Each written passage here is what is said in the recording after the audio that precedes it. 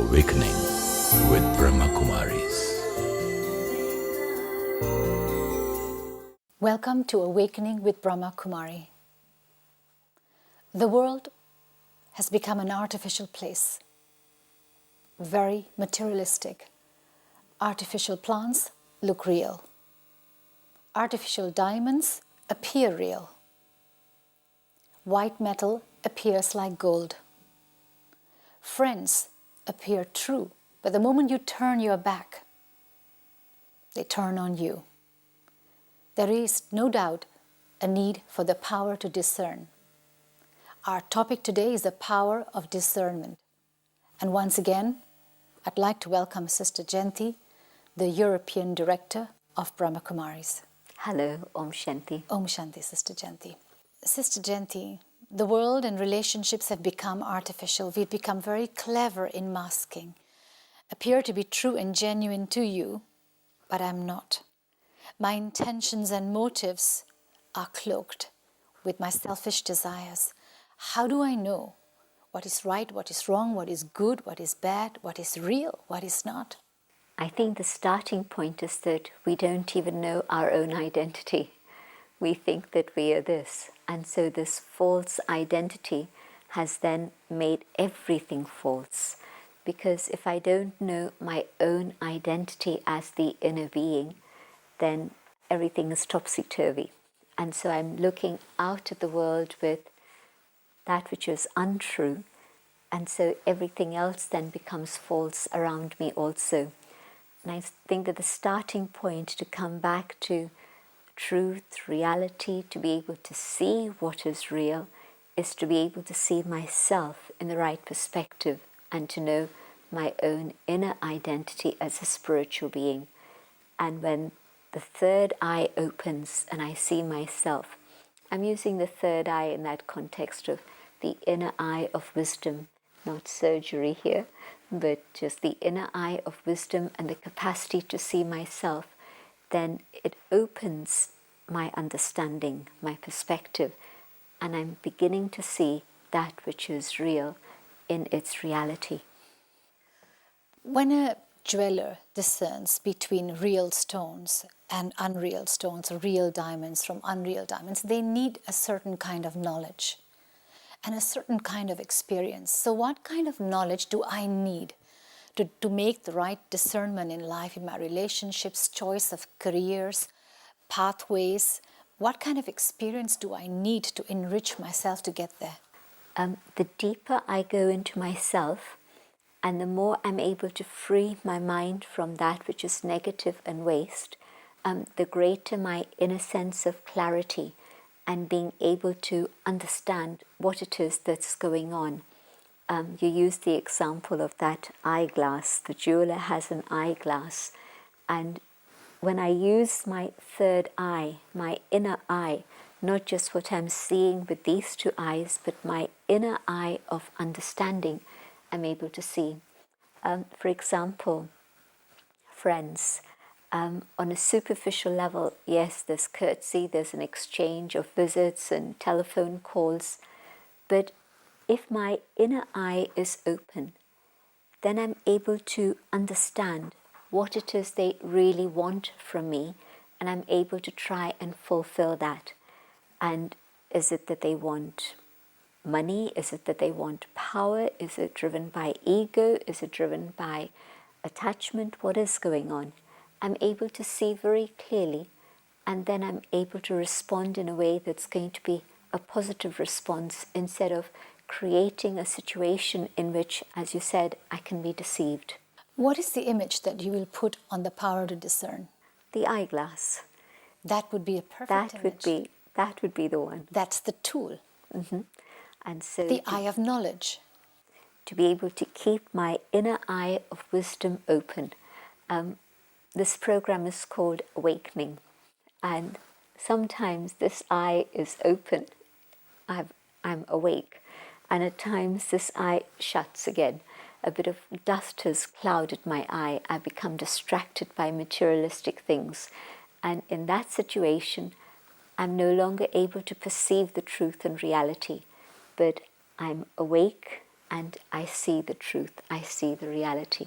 So the more I discover my true identity of myself, the more I move away from the clutter of waste, the clearer I can use the eyeglass to discern. That's right, correct.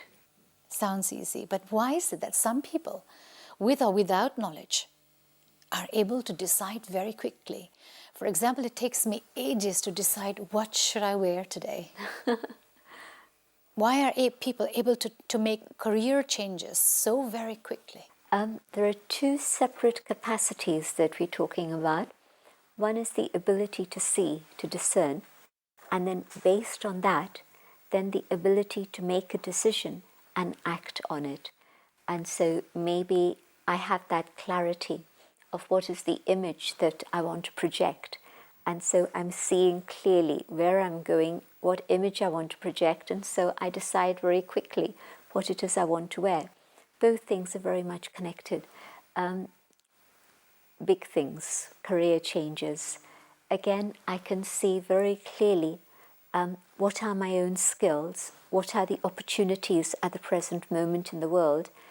I've been able to discern that, understand that clearly.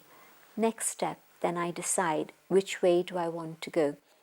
And so both are connected. The clarity of being able to discern precisely and accurately will also give me the capacity, the power to be able to decide what it is I need to do and the steps I need to take.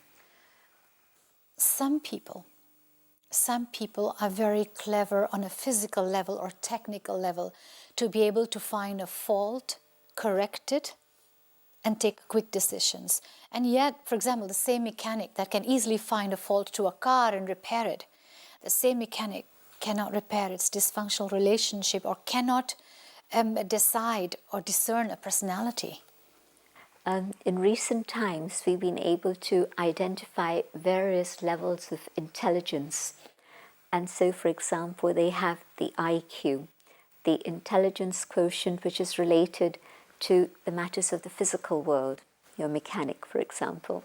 So that's the IQ, the physical level. That's right. The things related to time and space and distance, related to the physical dimension, my IQ will be able to give me an understanding of what I need to do here. But at the same time, my IQ may be very high, but my EQ, my emotional intelligence, might not be so developed and advanced. So you see this professor who's brilliant in his research, but he's not very adept at his relationships. And that happens very often. You don't see all these things matching up always. So emotional intelligence is being able to develop relationships and use my own emotions in the right way. And so I might have IQ, but I don't necessarily have EQ. But then there's another level, which I would describe as SQ. And so that's related to understanding myself. So one is the physical world around me, IQ. The other is relationships, EQ. And the third is SQ, my spiritual quotient, in which I'm able to understand what's going on within my own inner being. And so when I have all of these things, then the relationships are okay, then the material things, the world in which I'm living, I'm managing that pretty well also. But most times we find that people have now thought about physical things and relationships, but not so many people have delved into spiritual intelligence. And so this is the topic that we need to be studying and developing further. And that is connected very much with developing my decision-making capacity, going into myself and then taking it further. There are some, for example, I can see things clearly. I can see it clearly. I know what I need to do, but I can't decide. What example can I put to that, for example? I can see it. I know what I need to do, but I cannot take the decision to do it. A very simple example. There are many viewers who've been watching this program for quite a while.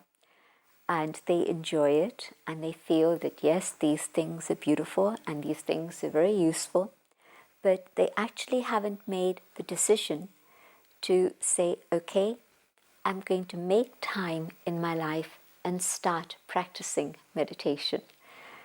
And I think it's that hesitation in which they think, well, maybe it's going to take too much of my time. Or maybe if I go into that area, I won't be able to fulfill my other duties and responsibilities.